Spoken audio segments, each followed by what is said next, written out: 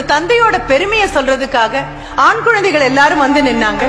அந்த அவங்க வந்து நின்ன போது என்னுடைய மிகப்பெரிய சந்தோஷம் என்னவாக இருந்தது தெரியுமா?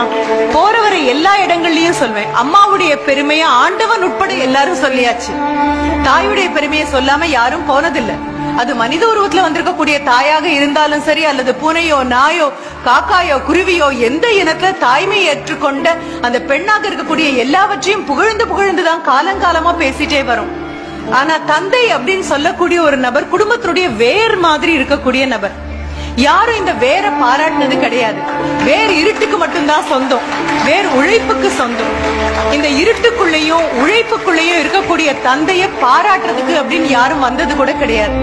நீங்க மரம் பச்சையா இருக்குன்னு சொல்லுவீங்க, ஆஹா கிளை எவ்வளவு ஆரோக்கியமா இருக்குன்னு சொல்லுவீங்க, இலைகள் எவ்வளவு பசுமையா இருக்குன்னு சொல்லுவீங்க, பூ எவ்வளவு அழகா இருக்கு, மொட்டை எவ்வளவு அழகா இருக்கு, காய் எவ்வளவு ஆரோக்கியமா இருக்கு, கனி எவ்வளவு சுவையா இருக்கு அப்படின்னு கை கொட்டி நாம அத்தனை பேரும் பாராட்டுவோம். பக்கத்துல நின்று புகைப்படம் கூட ஏத்துக்குவோம். ஆனா எதை மறந்து போயிடுவோம் தெரியுமா? அந்த மரத்துல சாஞ்சு அதனுடைய உறுதியை பத்தியும் அதனுடைய அழகை பத்தியும் வனப்பை பத்தியும் அது தரக்கூடிய நிழலை பத்தியும் பேசும் பொழுது வெயில் அதிகமாகத்தான் நிழல் இன்னும் அதிகமாக விழும்.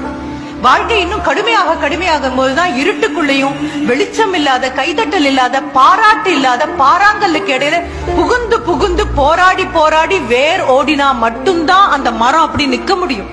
உண்மையாகவே அப்பாவோட இன்னைக்கு காலையில சண்டை போட்டுட்டு வந்த குழந்தைங்களாக இருக்கலாம்.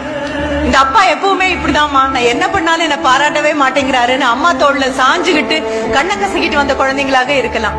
இந்த அப்பாட்ட நான் பேசவே மாட்டேன் அப்படின்னு சொன்ன குழந்தையாக இருக்கலாம். இரவு நேரத்துல காலையில கடிந்து கொண்டு போன அப்பா மாலையில் பொழுது சாஞ்சாச்சு, நாம தூங்கிட்டோம், தூங்காம தூங்குற மாதிரி நடிச்சிட்டு இருக்கும் போது என்ன பண்ணா, சாப்பிட்டானா அப்படின்னு அம்மாட்ட வந்து கேட்கும் போது உங்களை பத்தி ரொம்ப கோபமா திரும்பி படுத்துட்டு இருக்கான். அம்மாவுக்கும் அப்பாவுக்கும் நடக்கக்கூடிய உரையாடல் காதுல கேட்டாலும் அப்பா கிட்ட கோபம் இருக்குன்னு திரும்பி படுத்துட்டு தலையணைக்குள்ள முகத்தை புதைச்சுக்கிட்டு வந்து என்ன தொடட்டும், தலையை தடவி கொடுக்கட்டும் அப்படின்னு காத்துட்டு இருக்கக்கூடிய குழந்தைங்க உட்பட அத்தனை பேருக்கும் இங்க மேடையில ஒரு தகப்பனுடைய பெருமையை சொன்ன பொழுது கண்டிப்பாக கண்ணோரத்துல ஈரம் கசிஞ்சிருக்கும்.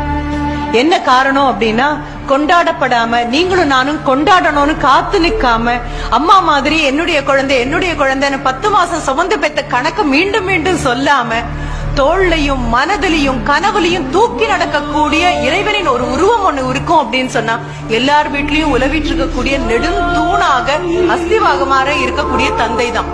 எல்லார் மனதுமே ஒரு ஈரம் கசிஞ்சிருக்கும். அப்பாக்களோட கோவப்படாத நாட்கள் உண்டா, அப்பாவோட சண்டை போடாத நாட்கள் உண்டா? ஆனாலும் அம்மா எத்தனைதான் தோல்ல சாச்சுக்கிட்டாலும், அம்மா எத்தனைதான் இடுப்புற தூக்கி வச்சுக்கிட்டாலும், அம்மா எத்தனைதான் பார்த்து உணவு கொடுத்தாலும் தாண்டி போகும்போது அப்பா செல்லமா ஒரு தோல்ல ஒரு தட்டு தட்டினாரு அப்படின்னா ஒரு மாசத்துக்கு தாங்குவோம் தான்.